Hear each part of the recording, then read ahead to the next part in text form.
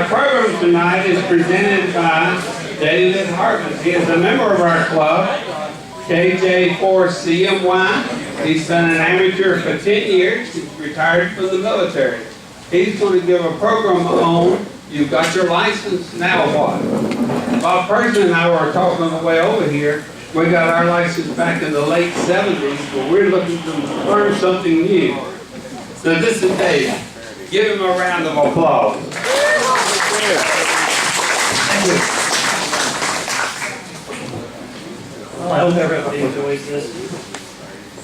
I'd like to welcome all our new hams especially. This is for you, but this is also for everybody else because it's always good to go back to the basics. Okay.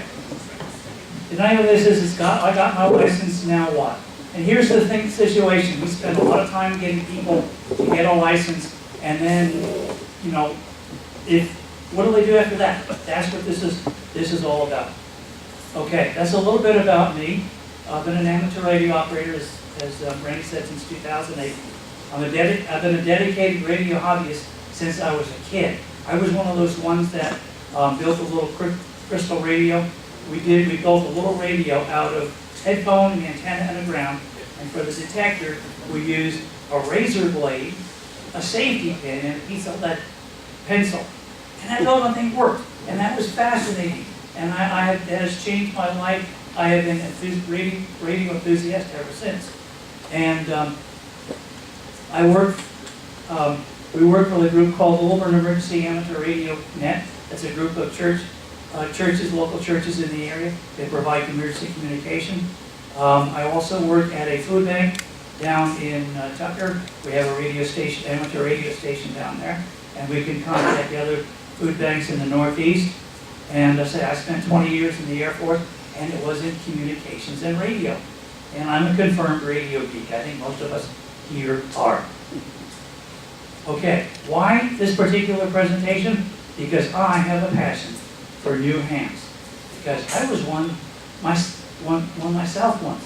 And I was one that had a background, and I was thinking, there's a little bit of a lull after I got my license. What am I going to do now? And that was one of the reasons I came to cars and got affiliated with the club. And I knew immediately that I was going to become active in it. And unfortunately, you know, the statistics are pretty bad, because half the people who get their license never get on the air. That's where we come in. Hopefully we can help some of these new hams get active in the hobby and enjoy the thrill of radio that we have. Okay, please do interrupt. I love questions. So anytime you have a question, just raise your hand, and I guess somebody will take a mic over there, and we hope that you will ask plenty of questions. Okay, and the only stupid question is the one that you don't ask. Okay, here again, people spend a lot of time getting a radio license. They take the time to study. They many attend what we call a ham cram or a one-day event, like Dave was putting doing here. They take the test, and about half of them never get on the air. Yes? How do you know that? Where'd you get that statistic? It's one that's been bandied around. I think that may just come from the ARRL. I'm not 100% sure on that. Yeah, it's worse than that, actually. It may be. But man, what a waste. Somebody gets their license, and I know people like that. I know of one person who got their ham license, went down to the store and bought a radio, put it in their closet, never charged the battery, never programmed, never got on the air. And what good is that radio doing? What good is that license doing? Okay, so if you have your license, and this gentleman back here, we want you to succeed. And even if you've been a ham radio operator for years, we want you to succeed and to have fun with the hobby. Okay, now this is one of the most profound statements I had ever heard about amateur radio. An amateur radio license is a license to learn. And this is by Dan Henderson, N1ND of the Amateur Radio Relay League. He came down last year to Ham Jam and made that statement. And I tell you, that has stuck with me. And hopefully we're all learning. I'm one that tries to learn something every day about amateur radio. I was on the radio team. Okay, the first thing after you get your license is get a hold of a radio. This particular young lady here, I think, is 10 years old, if I'm not mistaken. And young kids get involved in the hobby, and we want to keep them going. Okay, the types of ham radios. And most of us know this, but for those of us who are new, there's a base station, a mobile radio that you would put in your car, and an HT or handy-talkie, which is one of these little portables that we have some people around here that have. Okay, base stations. Nowadays, some of them will put up to 200 watts. The more power, yeah, it goes further. It is generally meant for in-home use, but yeah, you can take it out to the field, and you do. Some have all major amateur radio bands. I have one at home that I use, and it does HF, VHF, and UHF, and I love it. Most of these are going to need an external power supply. I worked with one radio the other at, I think it was Field Day, that had its own internal power supply. Nice. But you will need an external antenna. A mobile radio. Okay, that's designed for the vehicle use. Can also be used in the home. Why not? As long as it sees the 12 or 13 volts that it needs, it doesn't really care where it goes. And some of them will put up to about 50 watts out, and they'll need an external power supply. And again, you're going to need an external antenna. Okay, the HT or handy-talkie, we've got several around here, and I did bring a couple with me in case anyone is interested. They're extremely portable. Most of them are rugged, and they can cover 1 to 4 bands, which is nice. I had a friend that has one that has 4 bands in it, and I thought, wow, that's really cool. It's a complete functioning station in one device. And when you're brand new, that's usually a way that most of us will go. They'll start out with one of these HTs. And they can be used in the home, in the car, or in the field. And they can be the base station. My mobile radio is actually an HT, and I have an HT at home as one of my base stations. Why not? You can make them do triple duty. Okay, most times we're going to buy an HT. It's a small thing, it's battery powered. Now the maximum I think I've seen out of these is 8 watts. Most of them run about 5, some will run about 4. And they come with this rubber ducky antenna, that's what it's called. That's the stock antenna that comes with it. It's not generally very effective. Usually you're going to lose about half your power going out. So if you have a 5-watt radio, it's only going to put out about 2.5 watts after it goes through that antenna. So you got to get a better antenna for it. Okay, now when you get your license and you're looking for a radio, you want to get the best radio that you can. And I recommend a dual band radio that will do 2 meters and 70 centimeters. Look for one that is intuitive to use. Now I have one of the Chinese radios, and I do not find it intuitive. Most of the ones that you buy from Japan, usually from the Japanese companies, are usually intuitive. I can't say they all are, but most of them are. And you may want to avoid some of the cheapies because of that. However, if price is a major concern, they get some of these little Baofeng radios now. I saw them on, I think it was Amazon. They're about $25, $26. You can't beat the price. Now, if you get a decent radio and want a second cheapy radio, hey, if it doesn't work, you get it home, you got a cheap radio. If you lose it, who cares? If it doesn't work, who cares? Throw it away and get another one. They're a lot cheaper than you'd have to have repaired. Now you can ask a fellow ham for help, and we'll always be glad to help you on that. Okay, antenna choices. When you get one of these HTs, you want to replace it with what they call a whip antenna for portable use. And if you go down to the amateur radio store, and we'll get about that a little bit later, they'll get you, they'll steer you right. An external antenna, obviously one will yield better results. It can be as simple as a mobile antenna on a pizza tin. This was my first external antenna. Hey, it's not pretty, but it works. I spent $20 for the antenna, And the pizza pie with pizza pin was one that we had that was old and beat up, so I bought a new one and kept the old one. Hey, they work. Now you want to get that up as high as you can. You'll need an adapter for your radio, but there, and we have those are easy to come by. You just put it up as high as you can. If you have a 2-story house, go upstairs, because the higher you are, the better your signal's going to get out, the better you're going to be able to hear people. So it works. Get your antenna as high as you can. Okay, there's a picture of one of the whip antennas that you can get.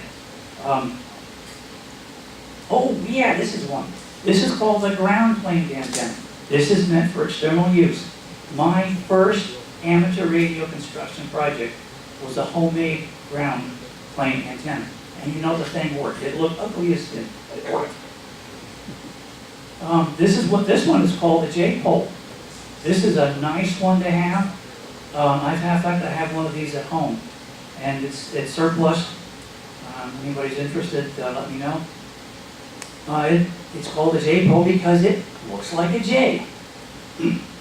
There are single band, and I think there's some dual band ones too. This is one I like.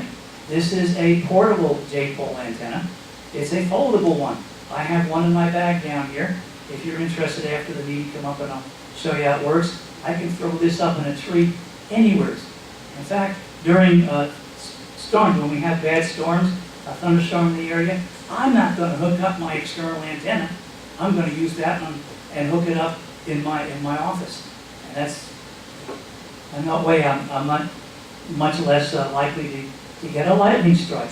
These things are great. You can go just about anywhere, throw it up in a tree, and you're on the air. Okay, buying a radio, buying new or used. Okay, well, there's advantages to both. Let's take a look at buying new. Usually you're going to get everything you need to get on here. The new units are programmable, which means if you move from one area to another, you can change the frequencies. You're always going to have the latest features when you get one of these radios. And the bad news is you're going to have to program it. And there are ways to, we'll talk a little bit about that. Buying used can be cheaper. I bought, actually it's a friend that bought me a radio that he got it, I think it was at a Hamfest, and he paid $50 for it. It's dual band, it was an older radio, but it still worked. I gave it to my wife, and she's using it. Obviously, when you get something like that, you're not going to get a warranty.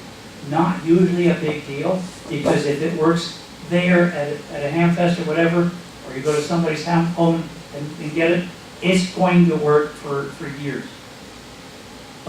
If you're buying used, hopefully you'll get a chance to try before buying. You may not have a manual or other accessories. Obviously, if you buy a radio and it's got the manual with it, you're much better off. And it may be an indication that the individual you're buying it from has taken care of the radio. And again, here's a good thing to do is to buy some from someone you know or somebody that has a good reputation. For example, if you go on eBay, you see somebody there that you know that's an honest, reputable dealer, that may be the best place to do. And again, asking a more experienced ham will be beneficial to you. Okay, where to buy radios? See, one of the new ones. Okay, Ham Radio Outlet is down on Buford Highway, just across the county line into DeKalb. You go up the little ridge and you look on the left, and there's Ham Radio Outlet. They do sometimes have used equipment. Probably not HTs, but hey, you never can tell. There are many reputable dealers online. I've seen a bunch of them, and there's some that I completely trust. There's very few of them that advertise in radio magazines that I would not trust. Okay, check your local clubs. If, for example, those of you who have the what they call a reflector from GARS, people on there often want to sell a radio. You might be able to find a good deal on some of those things. eBay again, used. You have to be careful, make sure that you get the right person. Craigslist, use the same thing. And estate sales. I got a couple of things from an estate sale. Hey, Usually you're gonna find a pretty good deal with some of those. What brand? I've often been asked this question. I would say try before you buy if possible. Ask your fellow hams and look for online reviews. If you type in, for example, you want to look at a radio, say for example, ID 5100, 51A, all right? You type that in your browser and type in the word review, and you'll find a bunch of places that come up that will give you reviews from people who own one or have owned one. Eham.net is one of the ones I know that has a lot of reviews on there. And you can find something that you'll like. Okay, this is my personal recommendation.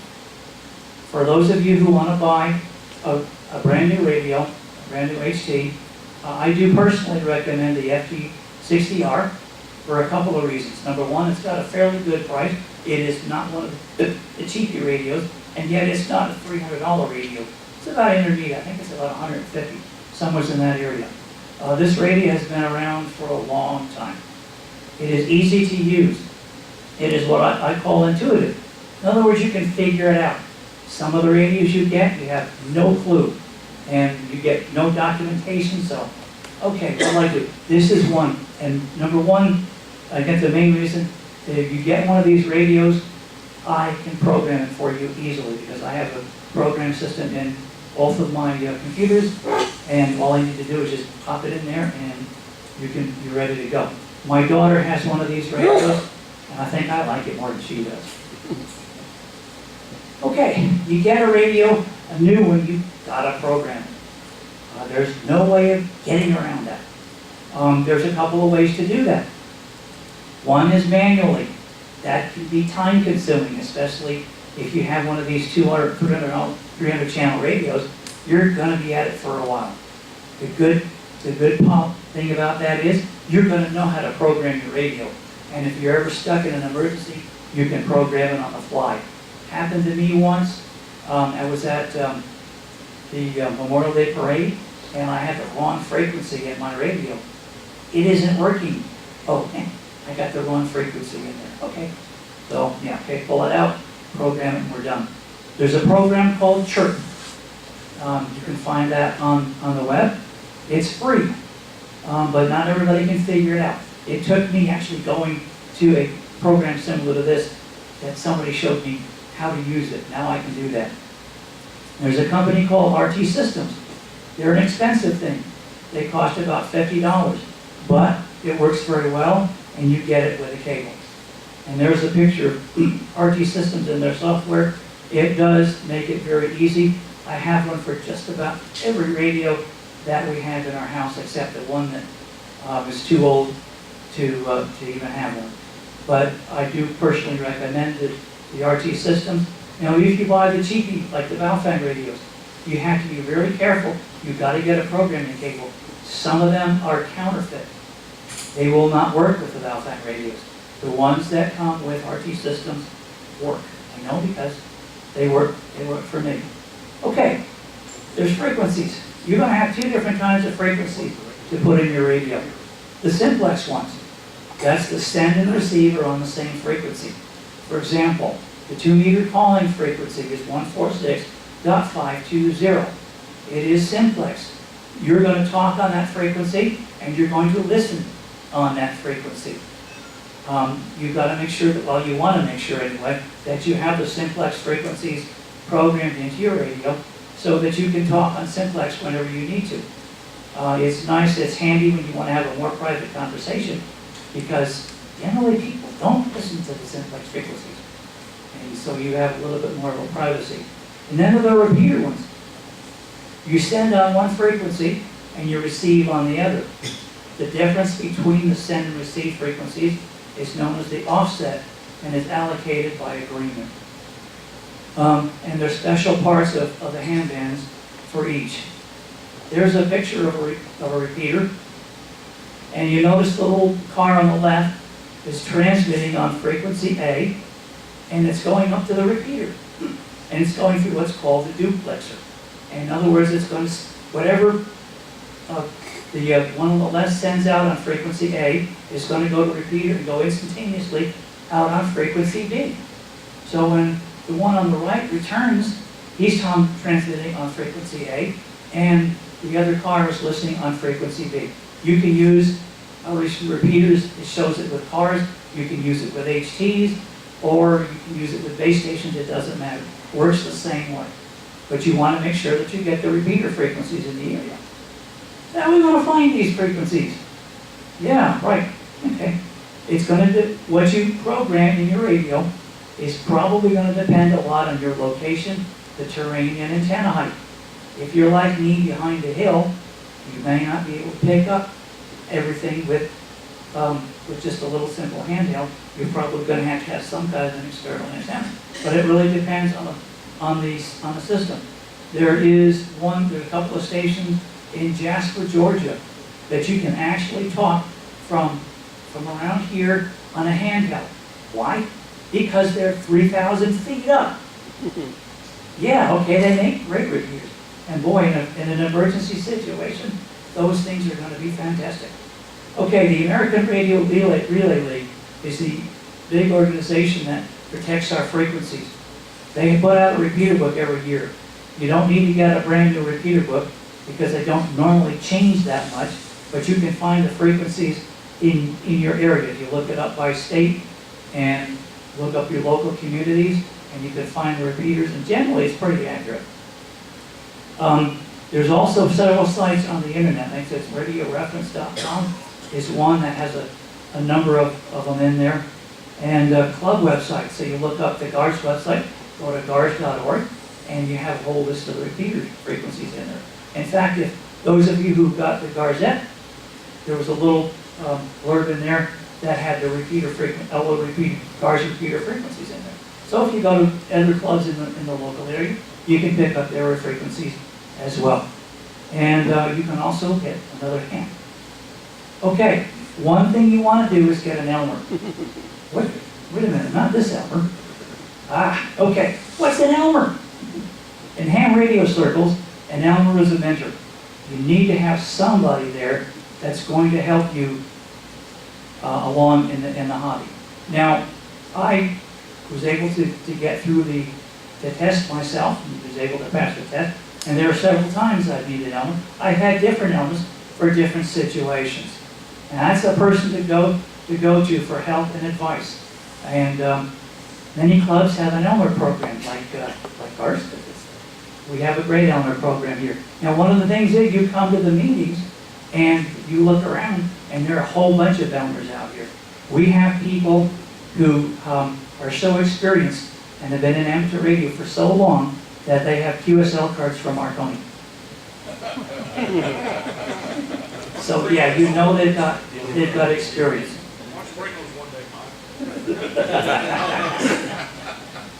Okay, there is my email address, and I will always be willing to help anyone I can. And if I can't help you, I will find someone who can. Okay, you got your license, you got your radio, and you got it all programmed. Well, what else can I do as a new ham radio operator? Number one, join a club. That's why we're here at GARS, okay? Because you get an opportunity to speak with other hams. You get to have programs like this every month, and you get to learn things. Again, gars.org is the URL for that. You get to know your fellow hams. Now, one thing you can do is locate books. You can get them at Ham Radio Outlet. You can get them on ARRL.org. You can find, they have books for sale. The internet, or sometimes even the local library, will have books on amateur radio. Join the American Radio Relay League. Why? Because they're the ones that protect our frequencies. We have